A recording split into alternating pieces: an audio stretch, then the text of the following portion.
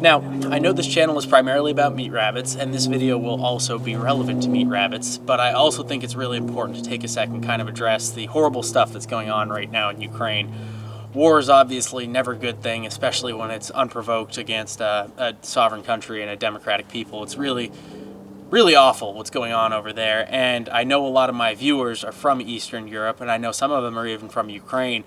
And I've seen, meat rabbits operations in Ukraine and Eastern Europe. So obviously, I'm hoping that everybody over there is okay and safe. But I also know that most of you are in America, and this conflict is probably far away for you. We obviously all sympathize and see the terrible things on the screen, and we're all rooting for the Ukrainians. But it's also important to ask ourselves, what can we do to help them, and what can we do to help ourselves in this situation? I already made a video talking about the instability that's growing in the world. I talked about this when COVID was first starting, and I was seeing a record number of people basically coming and buying meat rabbits to provide meat for their family in the face of bare shelves and mandatory stay-at-home orders and all kinds of crazy stuff. And I stand by what I said then, and I think it's true now. I don't see this situation in the world getting better for a while. I think it's going to get worse before it gets better. So our society, and particularly in America, say what you will about it, it's very efficient. It's very good at getting people ample amounts of food, products that they want very cheaply. And, most of us have grown up, at least in my age group, enjoying that and taking it for granted. And the reality is, while these systems are highly efficient, the nature of efficiency means that it's also incredibly vulnerable to disruptions. By definition, the more efficient you are, the less resilient you are, because resilience means technically wasted resources. And I'm probably going to make a video, perhaps if you guys are interested, exploring the different types of sustainability, because that word means a lot of different things and it gets thrown around a lot. And the reality is, being efficient, resilient can both be sustainable in their own ways and unsustainable in others. And right now we're kind of witnessing the unpleasant side effects of efficiency.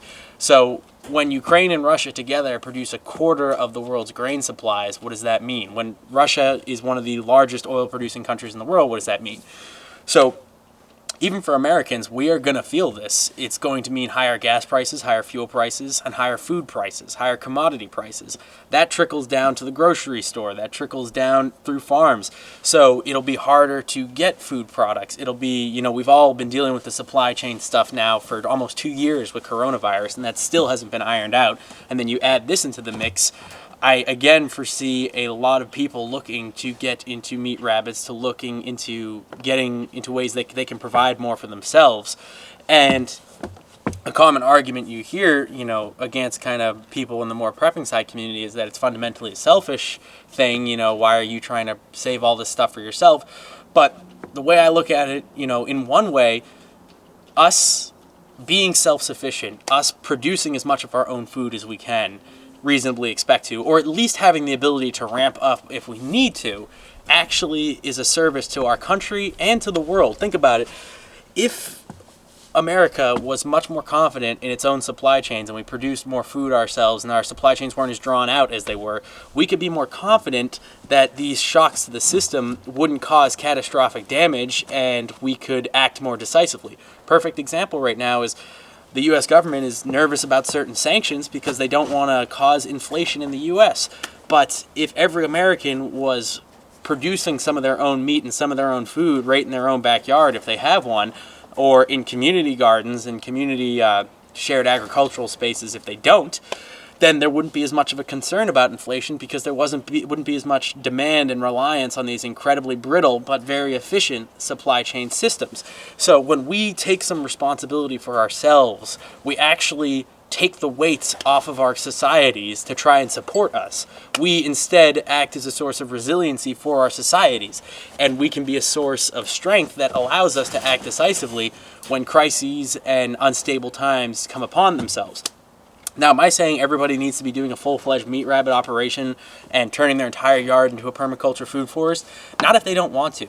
I think the ability to even have some stuff there, maybe it's just a hobby garden, maybe it's just a trio of rabbits, but you can scale that up quickly if you really needed to. You could scale that up quickly if your country or the world needed you to.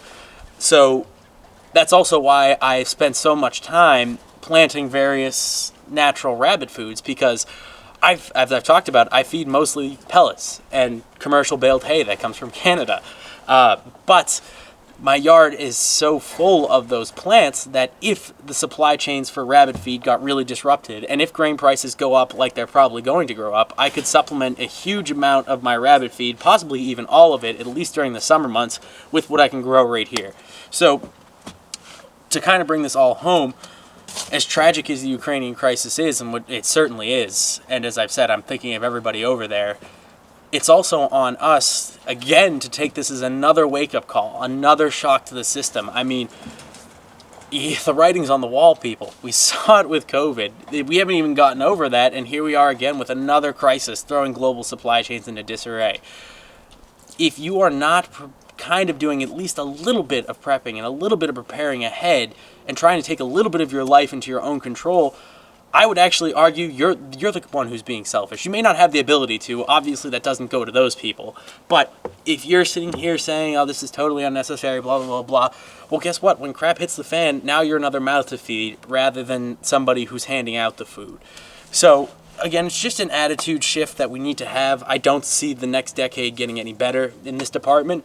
And it's not like this hasn't been done before. Our grandparents came through World War II. They came through the Depression. You know, our parents came through the 70s oil crisis. Humanity throughout history has overcome these challenges. And, you know, for a long time, it wasn't considered weird to have a bunch of meat rabbits in the alley behind the multifamily complex in the city you were living in, at least in the Italian immigrant neighborhoods where my family was originally in and during those times. And I think we need to get back to that. You know, as we speak at the moment, I'm in a huge fight with our city council about trying to get it so that you don't have to pay a $25 permit yearly and get a bureaucrat to inspect your property just to have a few chickens. And as a society, we've grown complacent in the idea that, you know, a possible noise of a chicken or maybe a slight odor when the wind blows is unacceptable, and that we can rely on these magical supermarkets to produce everything we need.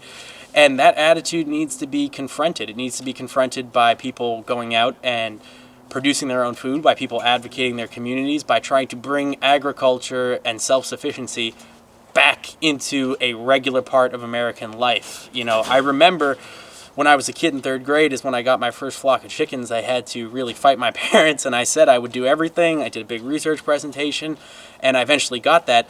And at the time, everybody looked at me like I had 10 heads. We were the weird people in the neighborhood. Now in my neighborhood, there's 4 other families with chickens. So that's progress. I'd love to see that happen with more meat production. I would love to see federal meat regulations and state meat regulations loosen up. I would love to see consumers being able to purchase products from farmers they trust without having to deal with bureaucratic inspections. We're not there yet. Hopefully this string of awful crises and the, you know, human impact that it's having can kind of help snap people out of it. So obviously, I want to thank you all for watching. If you stuck with me this far in this rant, you know, again, I'm thinking of everybody in Ukraine, especially my viewers, but everybody, we're rooting for you. Glory to Ukraine. And I hope they're able to hold out. And I also hope we in America and the rest of the world are able to take some lessons from this tragedy. Hopefully, guys, will be able to have a more normal subject in the next video, back to focusing on meat rabbits. Spring is coming. I appreciate your support, obviously, throughout all this. The channel has been growing. You guys have been amazing. Thank you so much, and I'll see you in the next one.